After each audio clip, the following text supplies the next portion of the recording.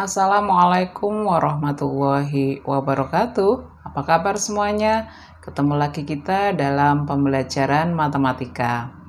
Pada kesempatan kali ini kita akan membahas tentang penaksiran pada berbagai bentuk pecahan. Mari kita pelajari bersama-sama.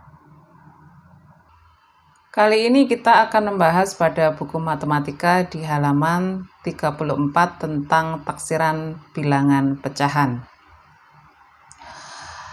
Taksiran pada bilangan pecahan itu terdiri dari taksiran pecahan biasa, pecahan campuran, taksiran desimal, dan taksiran persen.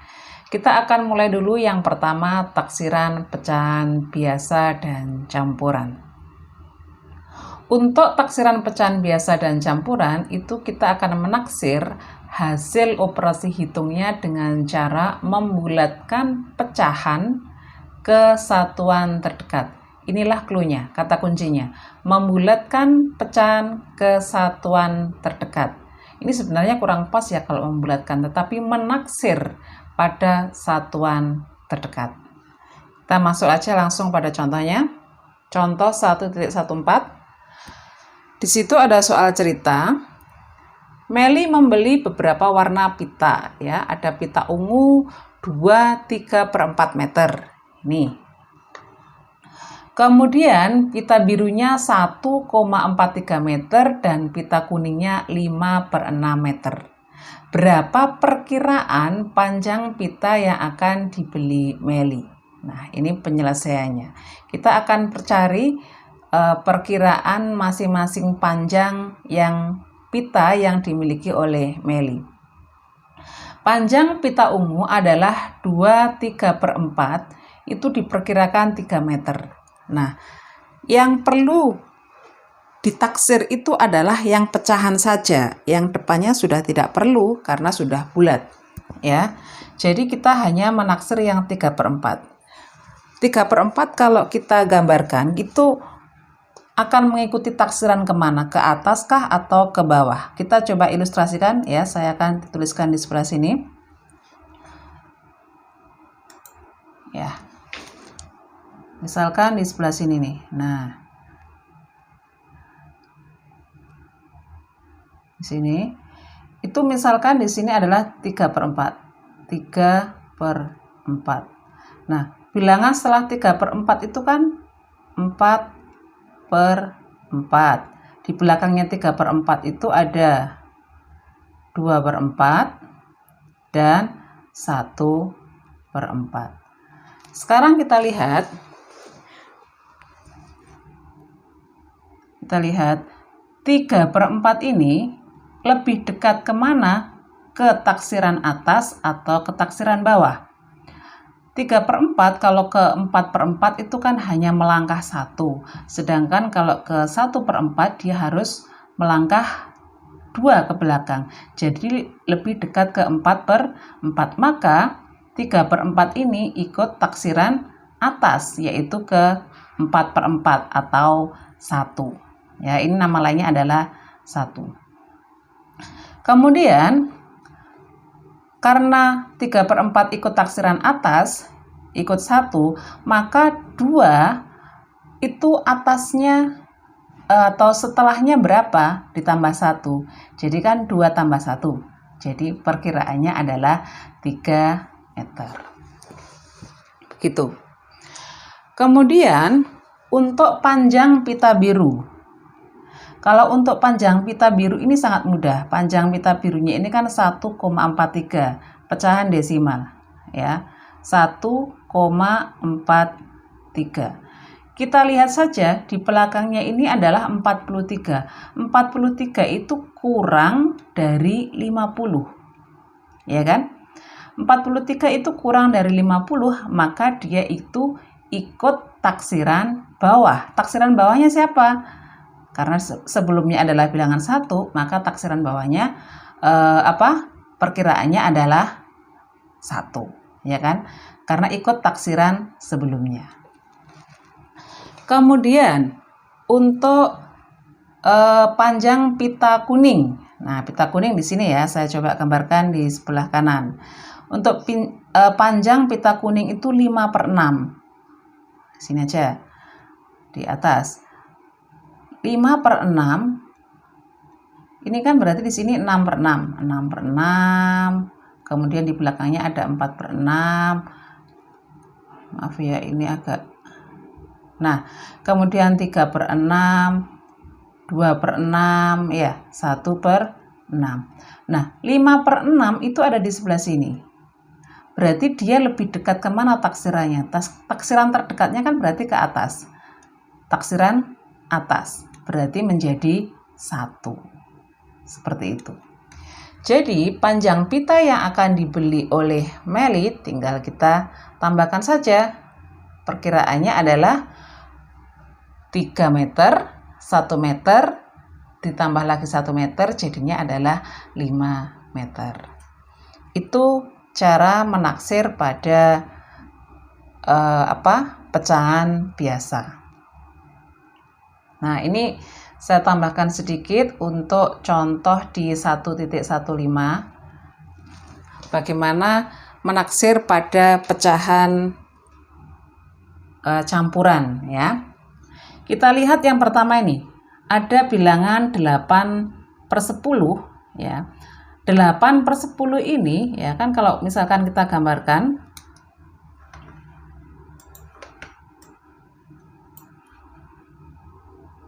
nah 8/10 ini itu kan berarti dimulai dari, nah di sini 8/10 berarti kan 9/10, 10/10, di belakangnya ini kan ada 7/10, 6/10, sampai terakhirnya itu kan 1/10.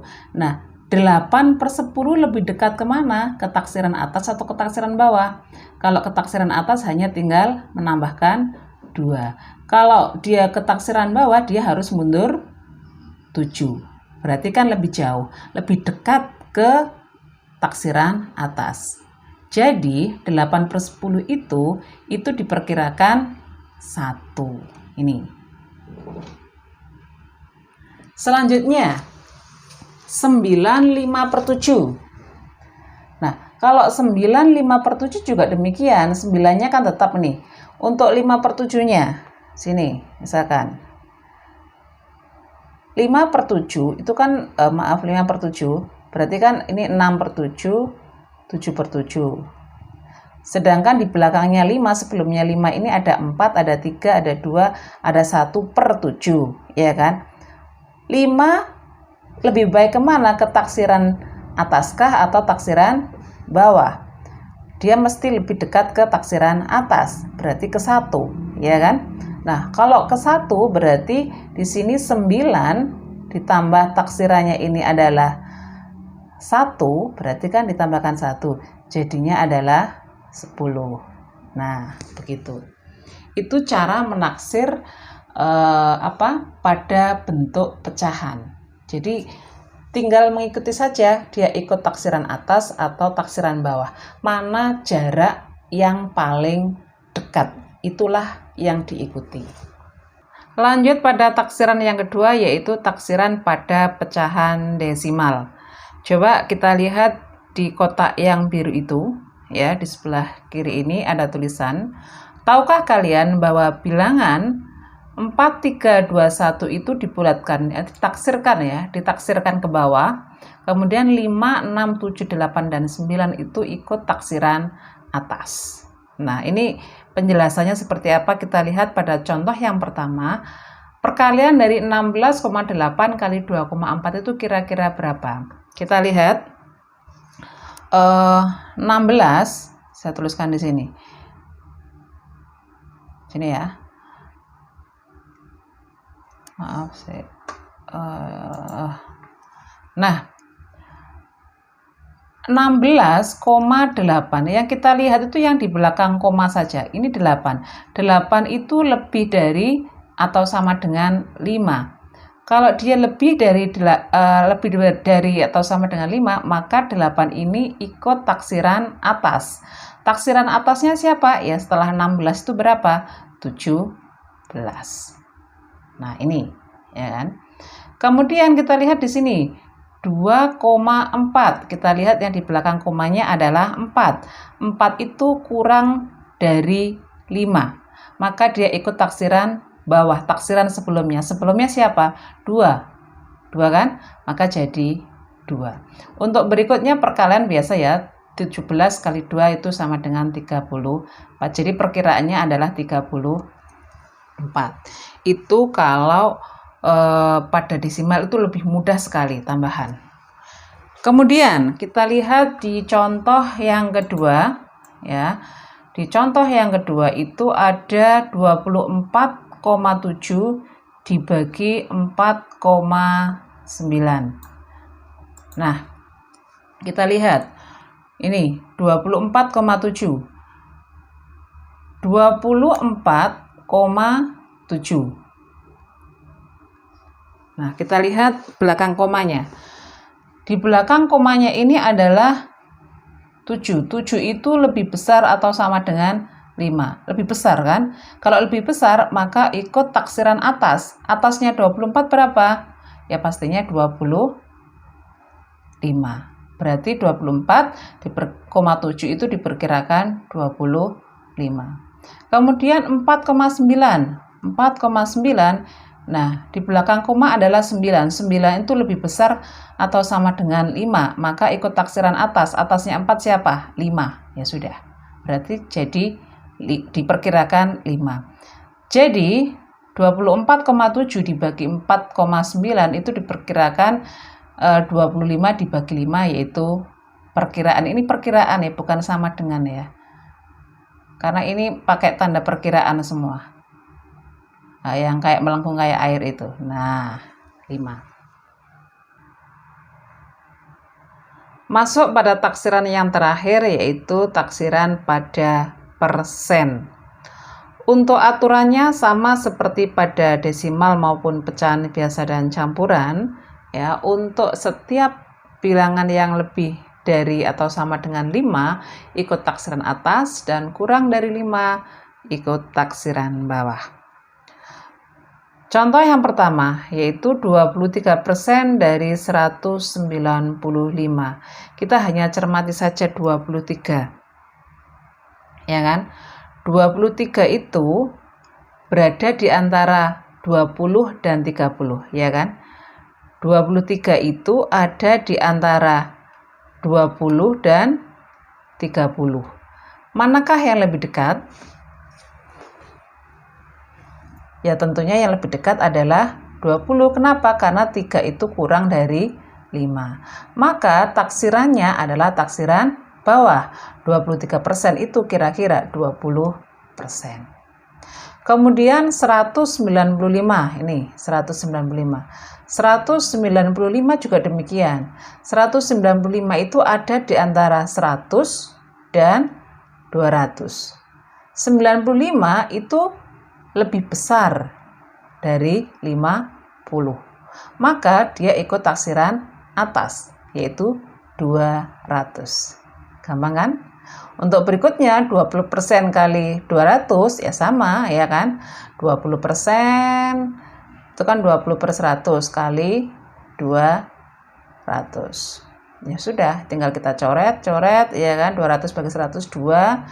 2 kali 20 itu 40. Gampang kan? Jadi kalau untuk persen tambah mudah sekali. Ingat patokannya adalah angka 5. Lebih kecil atau sama dengan 5 ikut taksiran atas. Kalau kurang dari 5 maka ikut taksiran bawah. Seperti itu. Sekarang ke contoh yang B ya. Ini saya hapus dulu. Untuk yang B, ini adalah 44% dari 897. Sama, 44%.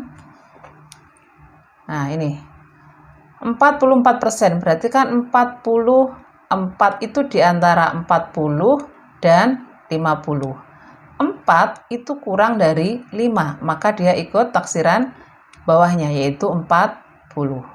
Tapi ini salah ini. Ya ini keliru, harusnya ini adalah 40. Kemudian 897 itu berada di antara berapa? 800 dan 900, ya kan? Tapi yang lebih dekat kemana? Yang lebih dekat kan ke 900, taksiran atas. Maka 897 itu diperkirakan 900. Untuk hasilnya kita tinggal lihat aja, berarti 40/100, ya kan? 40/100 dikali 900. Ini habis kan? 2 habis. Tinggal 9 kali 4 berarti 360. Itu kira-kira untuk cara melakukan taksiran pada bilangan pecahan ya. Pada bilangan pecahan yaitu pecahan biasa, campuran, desimal maupun persen. Mudah-mudahan kalian semua yang ada di rumah bisa ngerti dan bisa memahami. Kemudian untuk latihannya silakan diselesaikan yang ini ya. Ayo mencoba latihan di halaman 39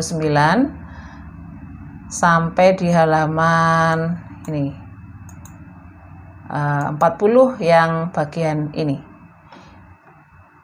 Silakan diselesaikan, kemudian dikerjakan dan dikembalikan di classroom-nya masing-masing. Saya akhiri dulu. Terima kasih, semoga bermanfaat. Wassalamualaikum warahmatullahi wabarakatuh.